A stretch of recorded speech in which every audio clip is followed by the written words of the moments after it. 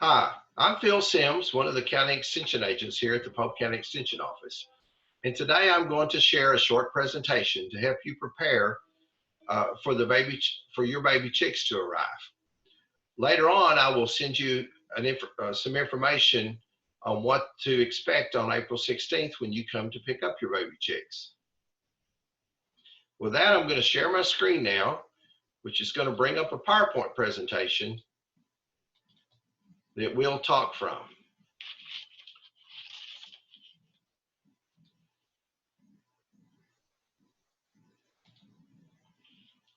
A 4-H poultry chain workshop. Some of you have attended this before when I did it in person. This is mainly for those first-time poultry chain participants, but it's okay for the older youth that have participated before to sit in on this. It's just a good refresher.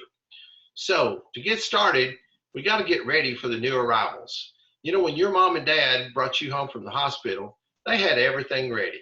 They had the nursery all painted and a new crib set up. They had a changing table and bassinet perhaps. The point is they were ready for you. And so you need to be ready for your new baby chicks to arrive. You don't have to paint anything or go to that extreme, but you do need to decide where they're going to stay, what they're going to eat, and what will they drink. For example, they're not going to stay in your bedroom, even though they're real cute and fuzzy, and you may want to keep them in your bedroom. You can't keep them in there. Maybe out in the garage or out in a good barn or somewhere like that. And I know you like to eat peanut butter and jelly sandwiches, but guess what? Baby chicks, they don't eat those things. They probably would like it, but it wouldn't be good for them. And they definitely have got to have something besides Kool-Aid and soda pop, which I know is what your go-to drink is. So let's see what we're going to have to do to prepare for this arrival. And the first thing we got to determine, and I think you know where I'm going with this, is who's going to do this project. You know, there's a little contract involved, and you sign that contract, and guess whose name's on that contract? It's not mom and dad, it's not grandma and grandpa, it's you.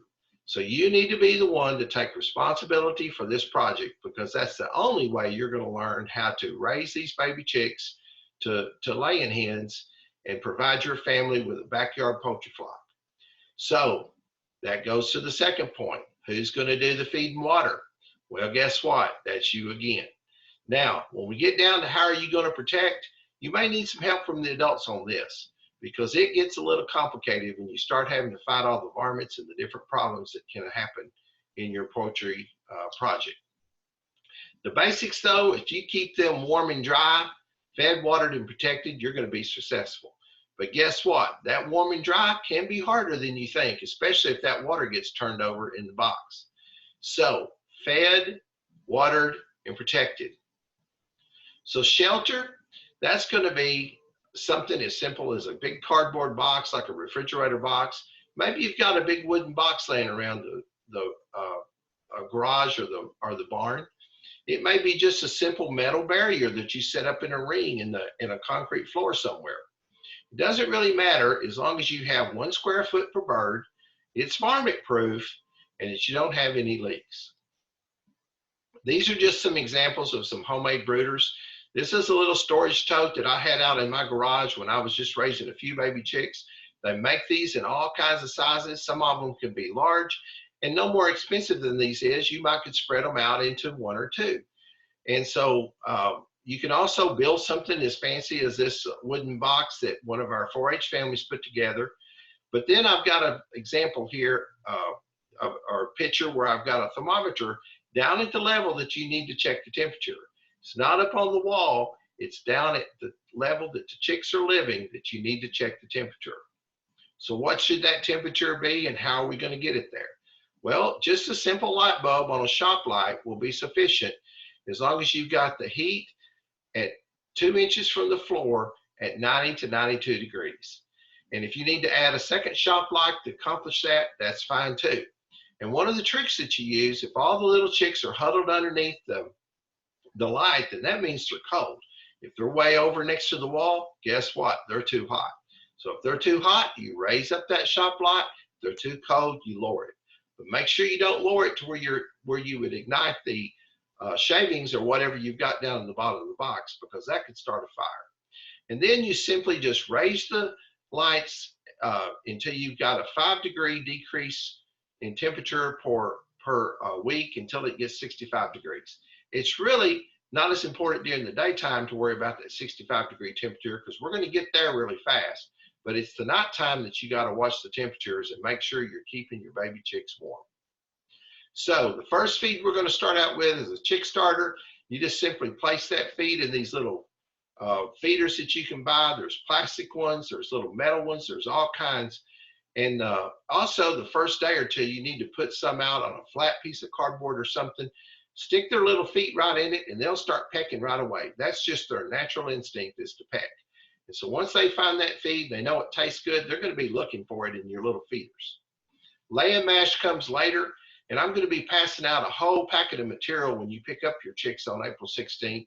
One's going to be about biosecurity training, one's going to be about further care of your chickens as they get older, and it's going to talk about what to feed them there. But basically a laying mash at about 20 weeks, and then oyster shell if your calcium content is not high enough. Then you'll get soft shells once your eggs once they start laying eggs, you'll get a soft shell if you have too low a calcium content. So as our oyster shell comes in really handy for that. Changing that water out, and I mean daily. You got to keep a check on this water, make sure it's clean and fresh. Don't let any slime build up around those little waterers. If you need to, just take them apart, wash them with soap and water, rinse them out really good, and put that fresh water in there. And remember what I said about warm and dry? Well, when you get that water turned over in there, guess what? You're going to end up with cold and wet. And that's the opposite of warm and dry, and it can cause a disaster in your poultry project.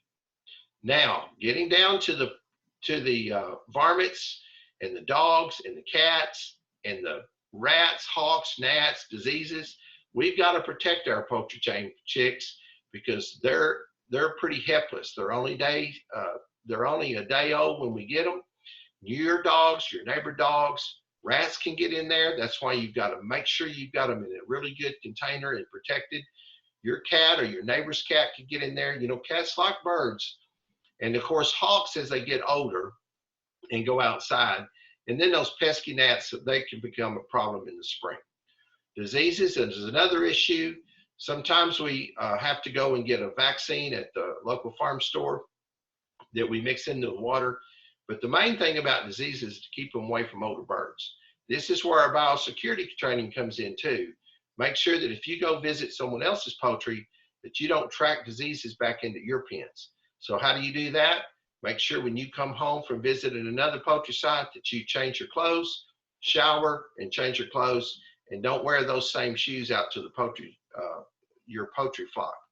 The best practice there is to get you an old pair of shoes, keep them by the door, and use them as your chicken shoes, as I call them, that you go out there every day to visit your poultry flock.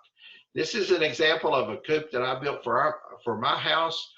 I've got an entrance here. They can stay out there until I get ready to turn them out. At night, I can lock them up to protect them from the coons and things. And this just provides a good protection for them. And it also has an easy access laying box here on the end. There's just a shot of chickens grazing in my yard. And with that, just remember, we are still open here at the Polk County Extension Office. We are answering the phones. We've got email. We're doing Zoom sessions like I've presented today. And we just want you to remember that if you have any questions, reach out to us through email or our phones, and we'll get back to you as soon as possible. Look for that second video to be presented here in a few days on how we're going to have our drive-through set up for the April 16th. And with that, y'all be sure and get your homework done early in the day so that you've got time the rest of the day to get ready for your baby chicks and to work on your other 4-H projects. And who knows, you might even have time to go fishing.